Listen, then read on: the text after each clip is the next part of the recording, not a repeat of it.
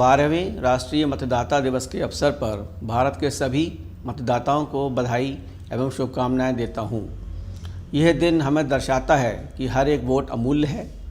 आज मैं देश के प्रत्येक मतदाता के प्रति अपना आभार व्यक्त करता हूं। विश्व के कई भाग ऐसे हैं जहां वोट देने का अधिकार एक लंबे संघर्ष के बाद हासिल हुआ। हमारे देश के सभी वयस्क नागरिकों को यह अधिकार तभी मिल गया था जब भारत आज़ाद हुआ। वोट देने का ये अधिकार बहुमूल्य है। आपको पूरी समझ के साथ अपने इस अधिकार का इस्तेमाल अवश्य करना चाहिए। मतदान केंद्रों पर आपकी उपस्थिति हमें प्रेरणा देती है। लोकतंत्र की नींव उस वक्त और मजबूत हो जाती है जब मतदाता अपना वोटर कार्ड हाथ में लिए मुस्कुराते हैं, जब वे मतदान के लिए बेहद ही सब्र के साथ लाइन में खड़े अपनी बारी का इंतज़ार करते हैं। भारत की चुनाव प्रणाली दुनिया की सर्वश्रेष्ठ चुनाव प्रणालियों में से एक है और मेरे प्रिय मतदाता, आप इसका केंद्र हैं। इस वर्ष का राष्ट्रीय मतदाता दिवस और भी अधिक महत्वपूर्ण है। ये दिवस भारतीय चुनावों के 70 वर्षों के पूरे होने और देश की आज़ादी के 75वें वर्ष के अवसर पर मनाया जा रहा है। 7 दशक पहले देश में पहले आम चुनाव आयोजित किए गए थे। 17.25 करोड़ से अधिक मतदाताओं के साथ पहला चुनाव वाकई पूरे विश्वास और ईमानदारी से किया गया। ऐसा काम था जिसका उदाहरण मानवता के इतिहास में बहुत कम देखने को मिलता है। तब से भारत निर्वाचन आयोग पूरी दृढ़ता के साथ लोकतंत्र के रास्ते पर लगातार आगे बढ़ रहा है। हमने मतदाताओं के साथ सिर्फ स्वतंत्र और निष्पक्ष ही नहीं बल्कि ऐसे चुनाव कराने का प्रयास किए जो समावेशी, सुगम, सहभागी और एक उत्सव की तरह हों। इसी भावना के साथ राष्ट्रीय मतदाता दिवस 2022 की थीम समावेशी, सुगम एवं सहभागी निर्वाचन की ओर अग्रसर रखी गई है। भारत जैसे बड़े और विविधताओं से भरे देश में चुनाव कराना हमेशा से ही एक चुनौतीपूर्ण कार्य रहा है। इस समय पूरे देश में 95 करोड़ से अधिक मतदाता हैं। इसमें से लगभग 49 करोड़ पुरुष मतदाता हैं और करीब 46 करोड़ महिला मतदाता हैं। इन पंजीकृत मतदाताओं में 80 वर्ष से अधिक आयु के करीब 2 करोड़ वरिष्ठ नागरिक, 81 लाख से अधिक दिव्यांगजन, 19 लाख से अधिक सर्विस वोटर्स और लगभग 1.3 करोड़ नए मतदाता हैं। वैसे परिस्थितियां चाहे कितनी ही मुश्किल क्यों न हो रही हो, मतदाताओं ने आयोग के प्रति हमेशा अपना भरोसा जताया और हर चुनाव में बढ़ चढ़कर भाग लिया है। मुझे आपको ये बताते हुए खुशी हो रही है कि इस वर्ष कुछ ऐतिहासिक चुनाव सुधार लागू किए गए हैं।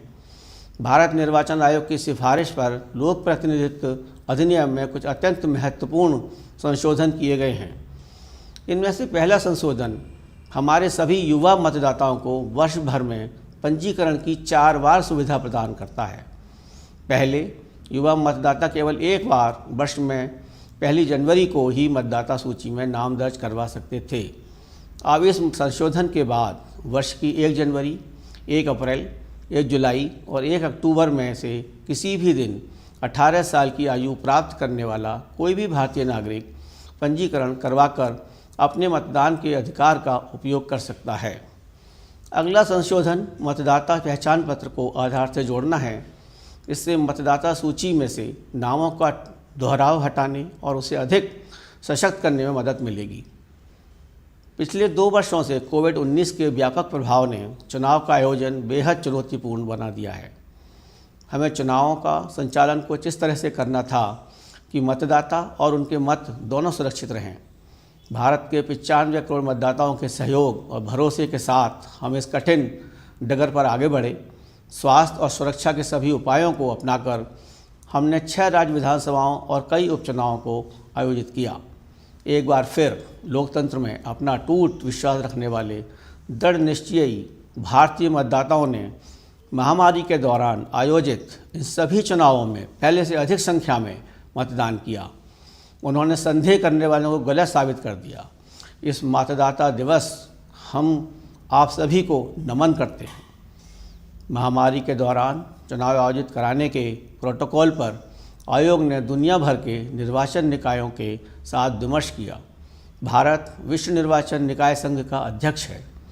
इसमें 108 देशों के सदस्य शामिल हैं। अपनी सर्वश्रेष्ठ पद्धतियों और पहल को दुनिया के साथ साझा करने के लिए कई वेबिनार और international virtual election visitors program आयोजित किए गए। भारत निर्वाचन आयोग द्वारा अब तक लगभग 2000 अंतर्राष्ट्रीय प्रतिभागियों के लिए 100 से अधिक कैपेसिटी बिल्डिंग प्रोग्राम आयोजित किए गए। ये प्रतिभागी खासतौर से दुनिया के नए और उभरते लोकतंत्रों से थे। हमारा ये पूर्ण विश्वास है कि सभी श्रेणियों के मतदाताओं की समान भागीदारी ही चुनावों को सार्थक बनाती है।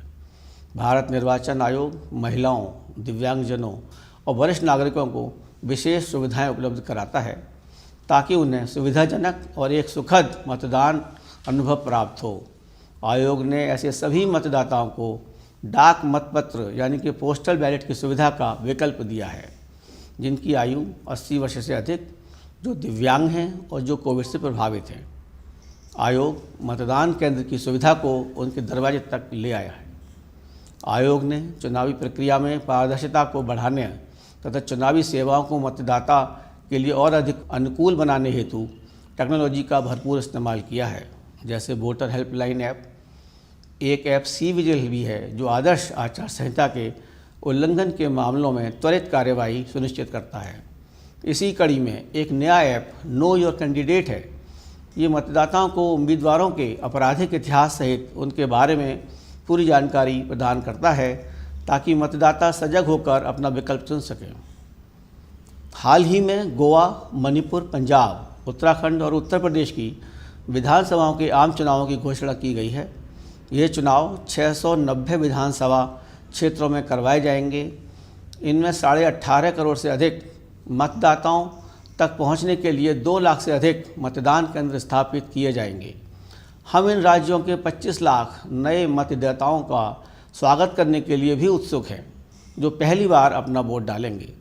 लगातार बदलती स्थितियों को ध्यान में रखकर आयोग ने सभी राजनीतिक दलों और उम्मीदवारों के लिए कड़े दिशा निर्देश जारी किए हैं। हमने चुनाव वाले राज्यों में टीकाकरण की रफ्तार बढ़ाने पर भी जोर दिया है। इन आम चुनावों को पूरी तरह से कोविड सुरक्षित बनाने के लिए सभी प्रबंध किए जाएंगे। मैं इस अवसर पर चुनाव वाले 5 राज्यों के मतदाताओं का स्वागत करते हुए उनसे आग्रह करता हूं कि वे इन चुनावों में हमेशा की भांति पूरे जोश एवं उत्साह के साथ भाग लें। भारत निर्वाचन आयोग के लिए मतदाता सच्चे नायक और आइकन हैं।